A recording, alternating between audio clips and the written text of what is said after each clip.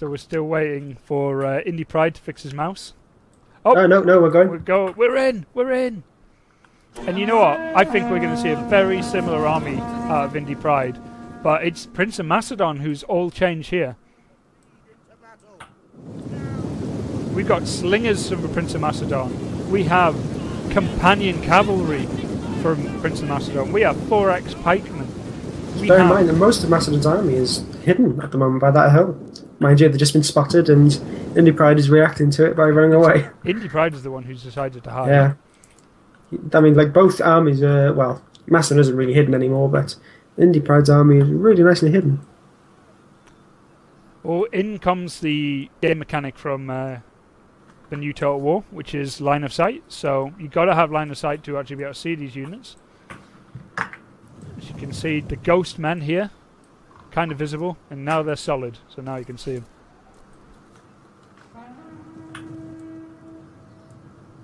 And he's took position up on this top ridge, overlooking the Macedonian army. Pretty much nothing is hidden now from the Roman army as it moves forward to engage. Like, straight in, like, no messing about. We have the Romans coming in, and there are the elephants yet again. Borrowed from the Carthaginians, recently defeated. Pretty much a very similar army than he had last time. The only difference is no skirmishers now. Oh, they're inviting me to groups now. Have you not turned your... Just turn your Steam friends off. Yeah. It's very simple. There you go, sorry. In your face, people trying to derail us from our game. You've just been shown a lesson. Shown a lesson? Taught a lesson. And Macedon, Prince of Macedon here, obviously, he's having a similar situation that happened to him last time, which is slowly being surrounded on both sides. But this time he has more competent cavalry than he did his last game. They are melee cavalry instead of shock, so I think he's going to be using them to defend more than he is to attack.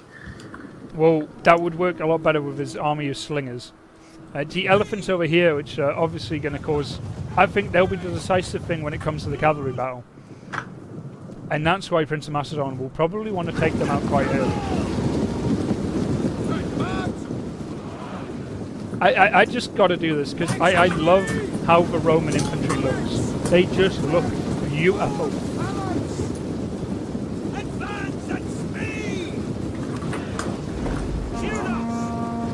You got to love their hat. The hats here of the Rhodian slingers. I believe they're Rhodian slingers at least. You can see the Indypride is going to try and take a swipe at some of the slingers here, but it doesn't look like it's decided to pull back. You can see once again Prince of Macedon is being outmaneuvered. He's decided to go in with his cavalry, and this is going to be the engagement where we're going to decide what really happens in this game. The elephants are coming in, and they're going to cause some issues here. I think this battle over here is pretty much going to go in the favour of the Macedonians.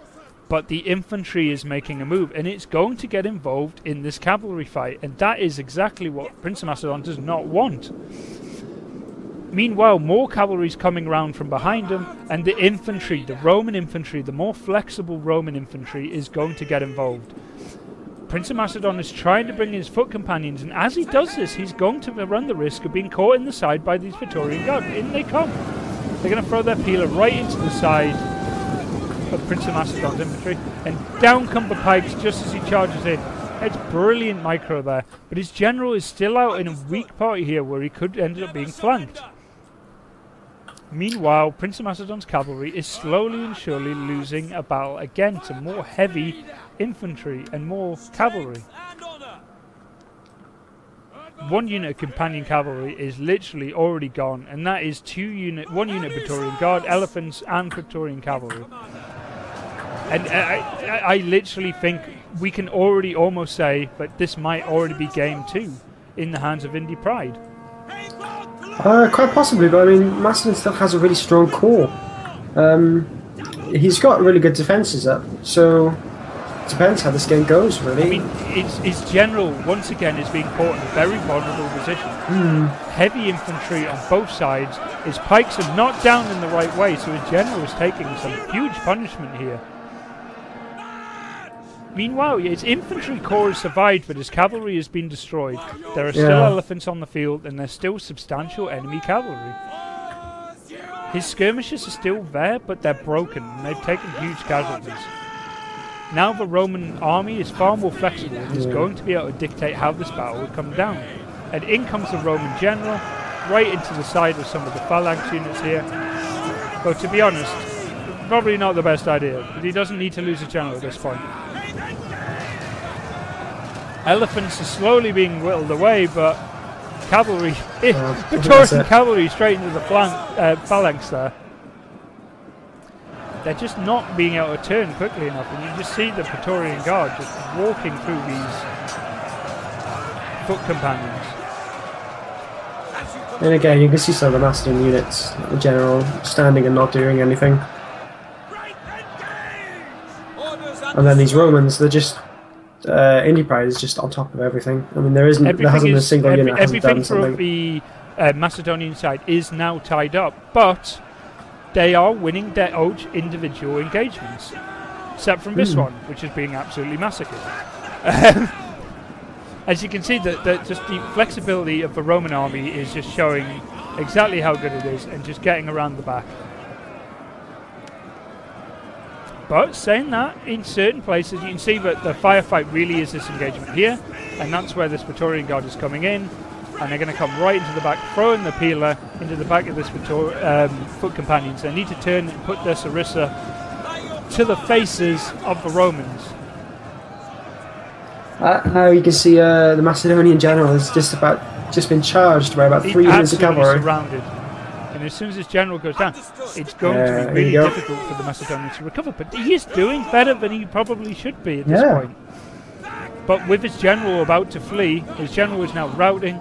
He has a few units rallying, but they're not going to be able to do that much damage, I don't think. Now there goes the general. He's still got so much cavalry. I mean, as soon as you still have cavalry on the field, you can pretty much dictate which units are going to be the ones in peril. Meanwhile, Macedonians can really only reply by basically holding on. Everything is deployed, everything is engaged, he has no reserves, while Indypride is basically controlling the field and dictating where he wants the fight to be. And with that is pretty much game 2 going to Indypride.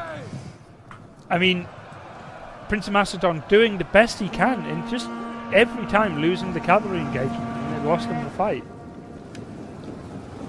And GG's from Prince of Macedon. Good job to Indypride.